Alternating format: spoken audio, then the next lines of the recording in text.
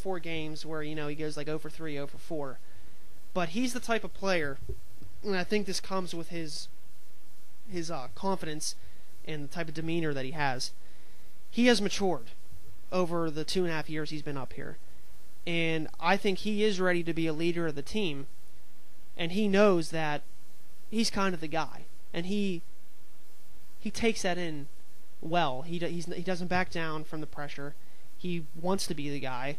And he wants to be the guy that stops the losing that has happened for the past 19 years in the city.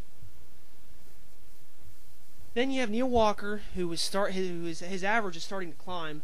He's at 291 now. I think he's going to end up being a 300 hitter by the end of the year. He is a good second baseman. He's not a great second baseman yet, but he is getting his way there. And then you got the catching duo of Michael McHenry, the Fort, and Rod Barajas. They are teaming up in home run power as one of the best 1-2 combinations as catchers, and not a lot of people expected much from that position this year, because all the Pirates fans knows what happened last year, how we had to go through 20, 25 catchers. I know that's not true, but it was more like 8, but it seemed like 20 to 25 catchers. They knew the problem that they had with catchers. And I think Barajas and McHenry have done a phenomenal job with the pitching staff calling the games, especially McHenry, because when Barajas was out for that little stretch, he was injured, him and Burnett did really well together. And then McHenry stepped right in there, and they didn't skip a beat. They were just phenomenal.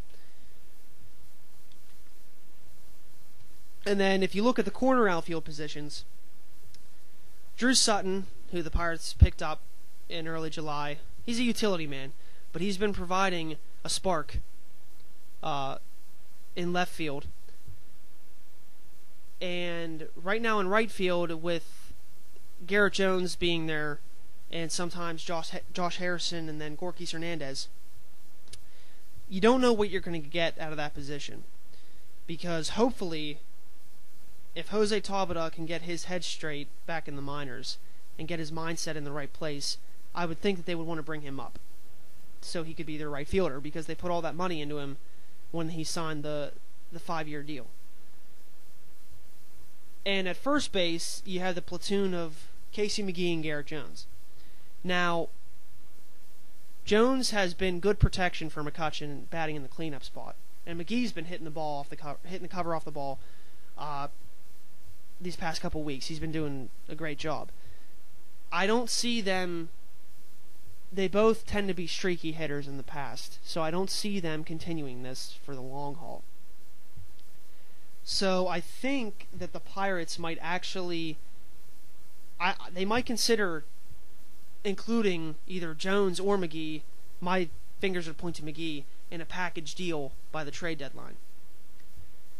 And then at shortstop, you got Clint Barmas, and right now he is batting .207, a .227 on base percentage. He was definitely singled out when the team was struggling, their offense was struggling in the first 2 months, as being the GOAT of the offense, because this Barmas was Hurdle's guy. They signed him to a 2-year deal, $10.5 million. And there was no way that they were going to send him down or try and get rid of him, because there's no way they're going to eat up that money. Since the offense has been surging as of late, he has a lot of the pressure and the heat has been taken down off of him. But I think as they inch toward the end of the season, and if they're still in a playoff race, his name will be brought up as being, the Pirates need an upgrade. They need to improve over him. They don't have any answers in AAA right now, with Chase Darno still kind of scuffling in AAA. And even though Jordy Mercer is up, he hasn't seen much playing time at shortstop, so I don't know if the coaching staff, if Clint Hurdle is seeing something in him that he doesn't think Mercer would be ready to be an everyday type of shortstop, and then Barmas would just spell him eventually. I don't think that's going to be the case.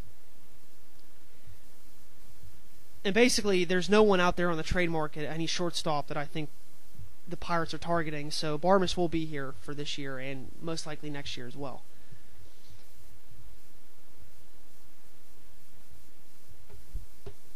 The big key for this team will be what they do during the trading deadline, which is July 31st. there have been many names out there that have been linked to the Pirates.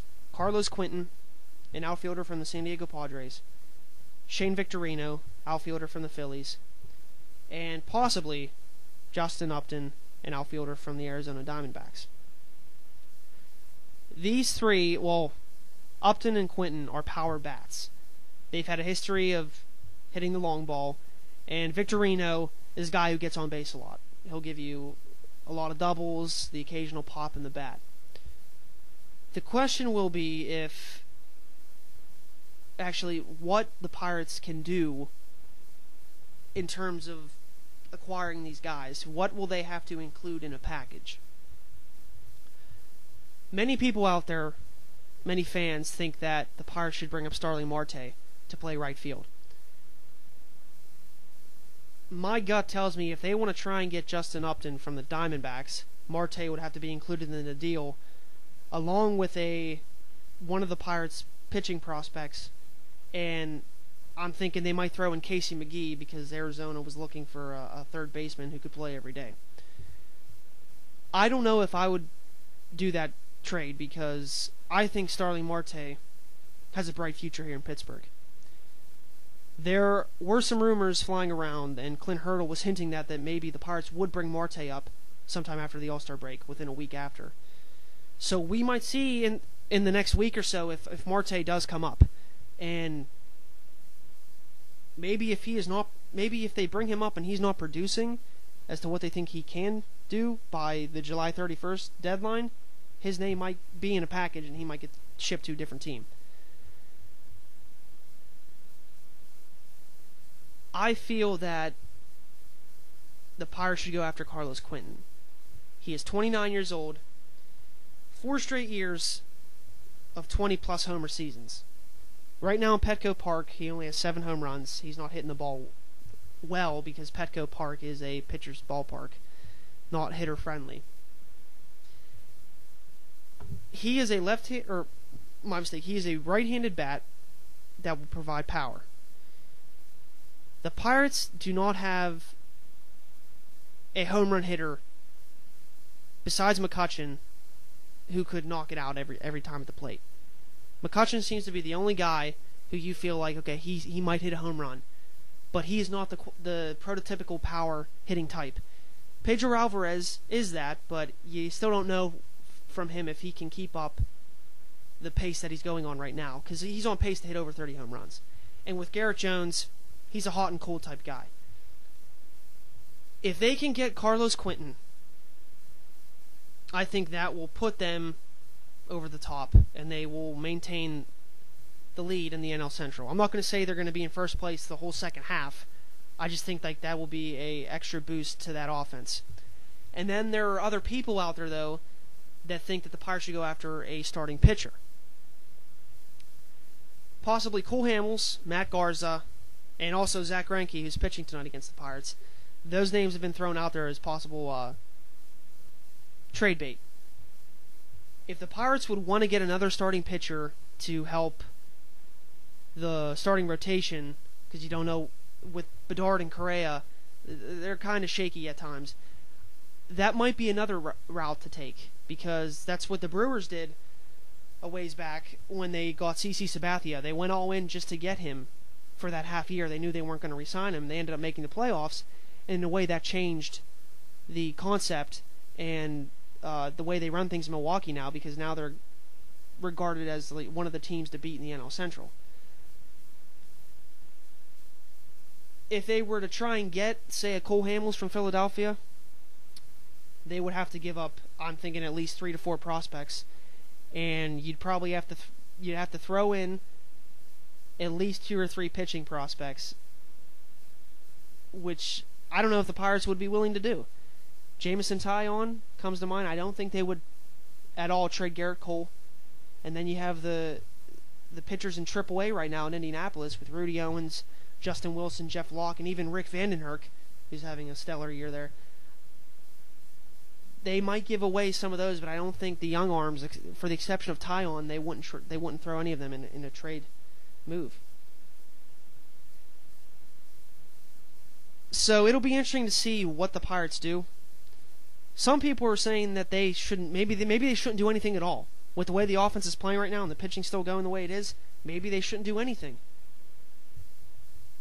I mean, it would be a steal if they could get a bat and hardly give up anything like they did last year for Derek Lee. And he has also said that he might want to come and play baseball again, and he might want to play with the Pirates now since they are in first place. But I think that would be a bad mistake because even though he did well with the Pirates at the end of the year last year, he didn't seem to mesh well with the other players, and the chemistry might have not been there. So I don't think it would work this year either.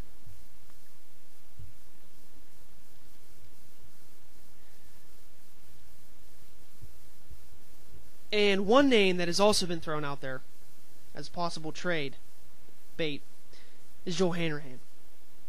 Now, I think that is just ludicrous that his name would even be among any of the trade rumors because he has arguably been one of the best closers in the game the past 2 years. He has converted 63 of 70 saves the past 2 seasons.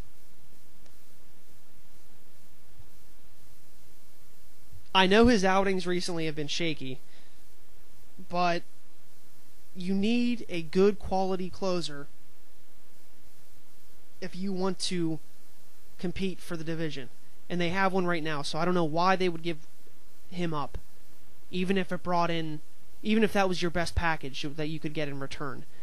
Because I know Jason Gurley, he could pitch the ninth, put Lincoln in at the 8. But it's like, who would you have to replace Lincoln?